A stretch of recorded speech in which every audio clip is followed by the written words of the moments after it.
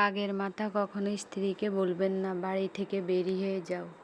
কথা একটা মেয়েকে দুঃখে মুচড়ে ভেঙে দেয়, একবারে তাকে আরেকবার মনে করিয়ে দেয় মেয়েদের সব হয় কিন্তু নিজেদের একটা বাড়ি হয় না। হ্যালো গাইজ, আসসালামু আলাইকুম। সবাই কেমন আছেন?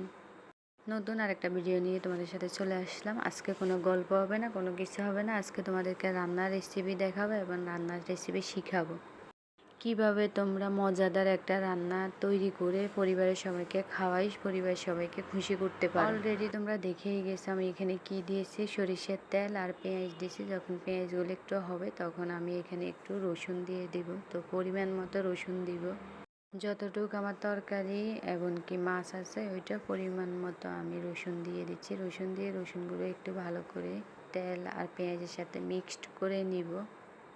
মিক্স করা হয়ে গেলে যখন দেখবে একটু তোমার তেলসে ভাবটা কমে গেছে, তখন আমি এখানে কি দিব জানো? তখন আমি এখানে তোমার হলুদ মরিচ দিয়ে দিব। কিন্তু হলুদ মরিচ দেওয়ার আগে আমি রসুন পেঁয়াজ আর তেলটা ভালো করে কষিয়ে নিব। তারপর আমি এখানে হলুদ মরিচ এমনকি জিরার গুঁড়ো, লবণ অ্যাড করব। অলরেডি দেখে গেছেন আমি মেপে নিয়েছি আগেই, কারণ আমার এক হাতে মোবাইল ধরতে হয় আর এক হাতে ভিডিও করতে হয়। আসলে আমরা অনেক পরিশ্রমী, মেয়ে বলতে অনেক পরিশ্রমী। দেখো আমি এক হাতে ভিডিও করতেছি, এক হাতে তোমার তরকারি রান্না করতেছি। এটা কি কেউ পারো? আমার মতো কে কে আছে এরকম এক হাতে মোবাইল ধরে রাখো, অন্য হাতে ভিডিও করো? হ্যাঁ, এক হাতে মোবাইল ধরে ভিডিও করতেছ, অন্য হাতে রান্না করতেছ। আমি সেম, এক হাতে মোবাইল ধরে ভিডিও করি, অন্য হাতে রান্না করি। কিন্তু কি করব, ক্যামেরাম্যান তো নেই, আমাদের তো পার্সোনাল ক্যামেরাম্যান নেই যে তাদেরকে দাঁড়া করাই মোবাইল ধরে দিব, ওরা ভিডিও করবে, আমরা সুন্দর করে রান্না করব, নাচবো, গানবো, ক্যামেরার সামনে আসবো। এগুলো তো আর আমাদের দ্বারা হবে না, কারণ আমাদের প্রিয় মানুষটা যে আমাদের কাছেই নাই, তাকে খুব মিস করি। প্রতিটা ক্ষেত্রেই তাদেরকে, দূর প্রবাসে ওই জামাইটাকে মিস করি। কি বলবো, আমি অনেক ইমোশনাল হয়ে যাব ওকে নিয়ে কথা বলতে গেলে, বাট বলতে চাই না। তো আমি এখানে তোমার ওই যে হলুদ মরিচ দিছি, এটা যখন হয়ে গেছে আমি একটু পানি অ্যাড করছি। পানিটা যখন বলক আসছে আমার আলুটা অলরেডি সিদ্ধ হয়ে গেছে। আমি এখানে তোমার বেগুন দিয়ে মাছ দিয়ে আলু দিয়ে রান্না করব। পানিতে ভিজিয়ে রাখছি, না হলে বেগুনগুলো কালো হয়ে যাবে। তোমাদেরকে একটা টিপস দিই, তোমরা যখন আলু বেগুন কাটবা তখন এই আলুগুলো তোমরা ভালো করে ধুয়ে তারপরে তোমরা কি করবা জানো, পানিতে ভিজিয়ে রাখবা।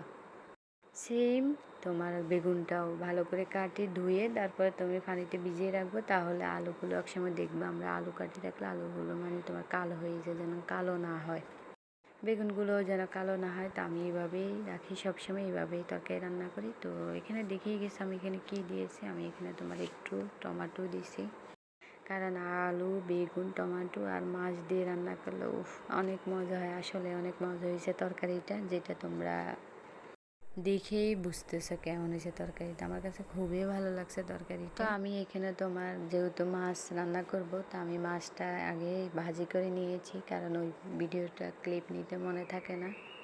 আমার সাথে সবসময় এরকম হয় ভাই, আমি প্রথমে ভিডিও ক্লিপ নিতে মনে থাকে না, শেষের ভিডিও ক্লিপ নিতে মনে থাকে না। আমার মতো কে কে এরকম আছে বলো তো, কার কার সাথে এরকম হয়?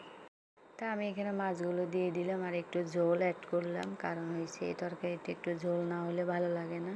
তো আমি লাস্টে কাঁচামরিচ দিয়ে দিব। আমি অবশ্যই এখানে গুঁড়োমরিচ দিয়েছি, যেহেতু আমাদের বাসার মানুষগুলো তোমার একদমই ঝাল কম খায়, তো আমি এখানে কাঁচামরিচ দিয়ে দিলাম।